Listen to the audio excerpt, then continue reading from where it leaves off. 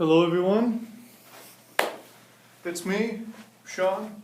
I've got another little update here.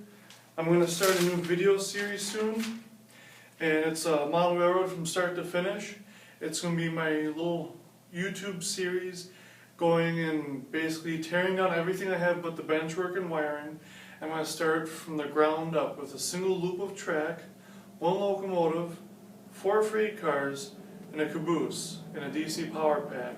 I'm going to start just like I hope a lot of people can. There's no need to get into this hobby spending thousands of dollars. I know a guy helped this last week. He got his first loop of track, a locomotive, and 4 freight cars for $150 from Southside Trains. It's an amazing deal. You get a loop of 36 by 45 inch Bachmann nickel silver easy track. You get Walther's Trainline locomotive. You get 4 freight cars that normally list for $15 a piece, or at least that's what he's selling them at his store at his discounted rate, and a power pack, all for $150. Now that's a pretty darn good deal.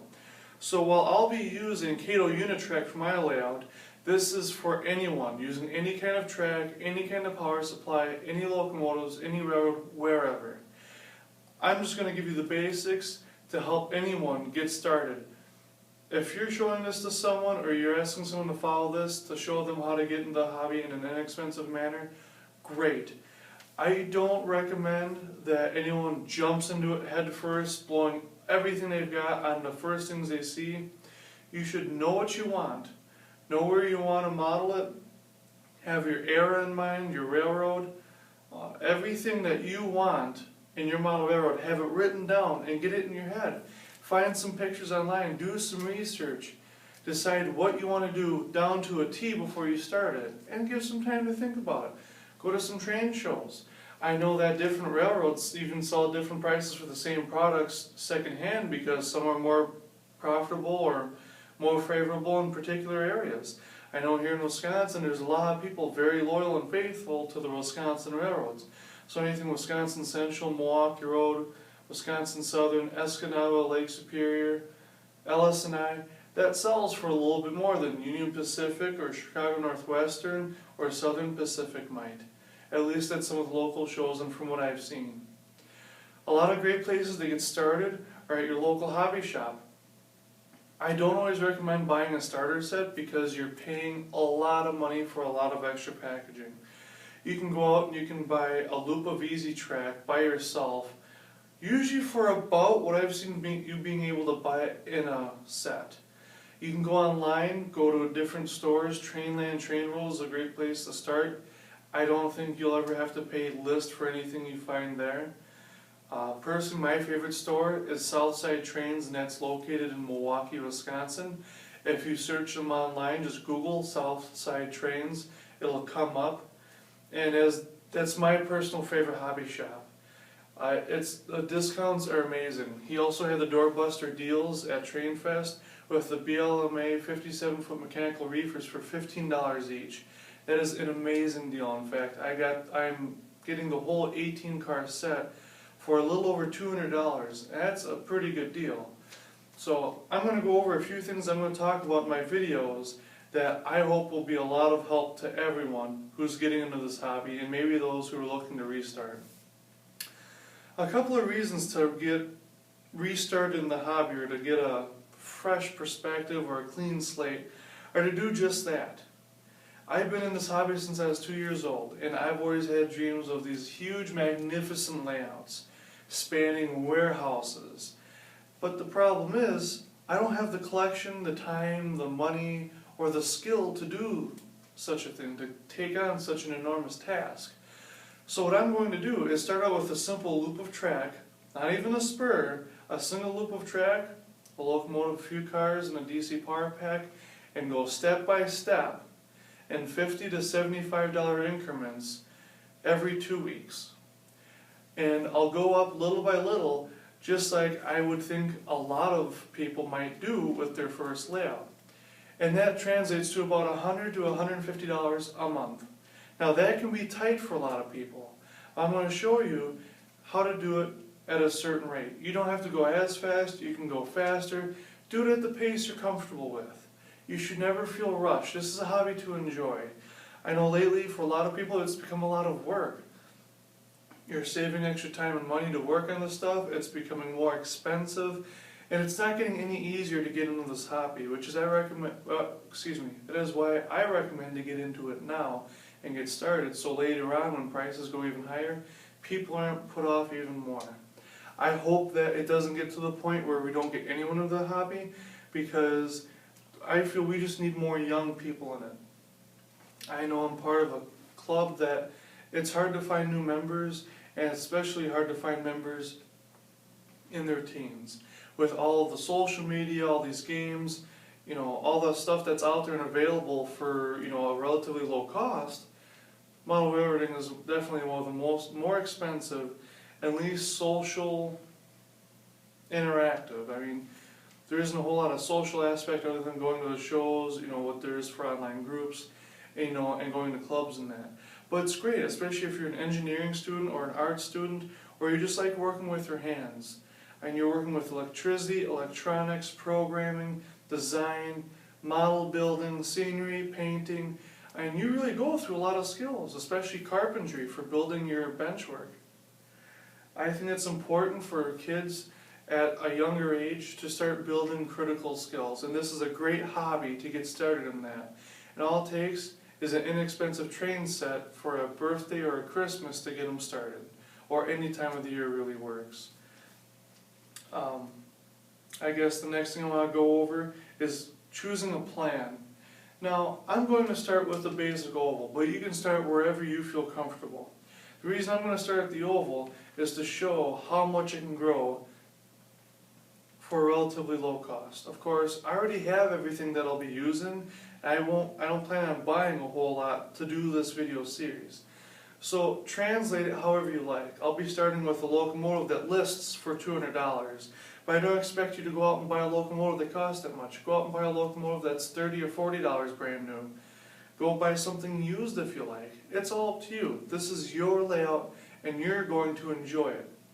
The freight cars, the same thing. I don't expect you to go out and buy $40 and $50 freight cars for your first set, especially for a child under the age of 14 years old.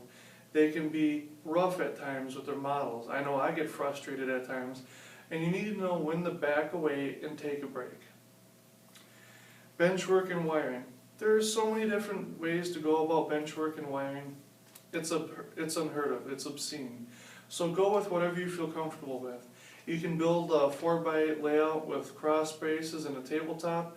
You can use an old ping pong table. You can use an old workbench. You can do whatever you like.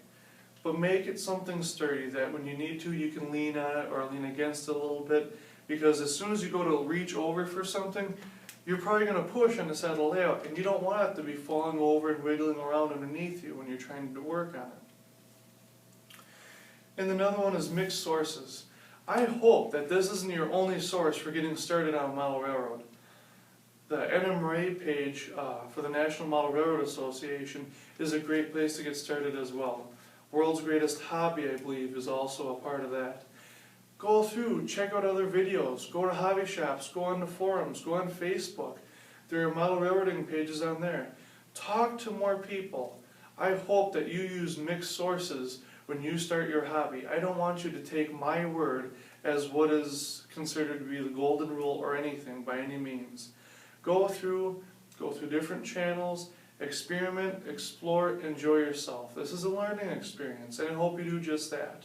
If you learn something about something else along the way, great. I learned more about electricity and electronics. I learned more about carpentry and design and building and implementation, strategic planning, critical thinking. This hobby can really get your brain working, and it's a great place to start.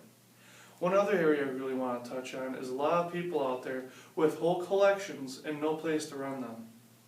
I have a friend who lives in Chicago. He has an amazing and outstanding collection of locomotives and rolling stock.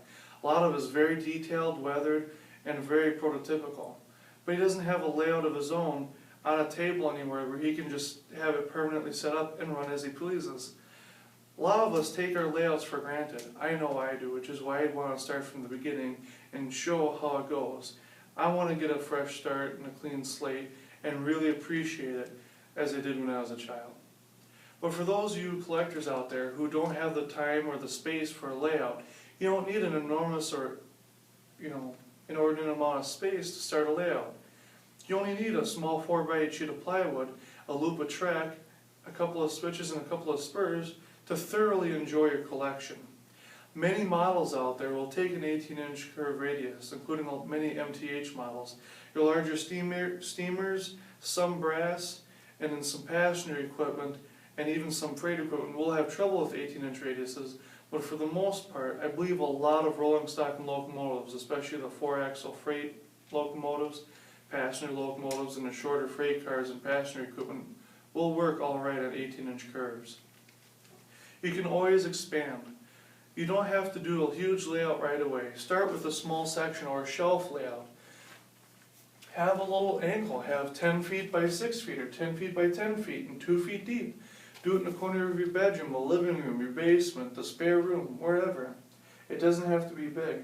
And just shuttle back and forth with a passing siding and a couple of spurs. I mean, for $1,000, you can go a very long ways in this hobby. For $1,000, I'd expect any decent buyer and shopper out there to be able to get a small fleet of equipment, including 2 locomotives, several freight cars, a couple of passenger cars, all the track they need, and the bench work. That is more than enough to have fun. Now, if you want to go out and you want to buy a whole collection, so be it. Enjoy the hobby. Do what you have to do. But know that you can only enjoy so much at a time. I don't know anyone out there who can operate 100 locomotives by themselves without a complex computerized system. I like to keep things relatively simple. 1 locomotive, 1 throttle, or 1 set of locomotives set up as a lash up and 1 throttle. I don't like to have 3 or 4 trains going at once under my command. I can't keep track of all of them at once. So do it at your pace. Do it as you enjoy. So that's going to be about it for this video. I want you to know that there's going to be at least 3 or 4 videos in the plannings for right now just to get started. And I plan on doing a small loop and a shelf layout to begin with to show you the aspects and the pros and cons of both. Because not everyone can have room for a shelf layout and not everyone has room for a standard 4x8 layout. There are a few great sites that I'll try to drop into this video and are also available on Facebook at the Model Railroading Facebook page, or you can friend me, Sean Hoppert, on my own Facebook page, and you can find my name on here on the YouTube channel and then just put that into Facebook, add me as a friend. I'd be more than happy to help you out in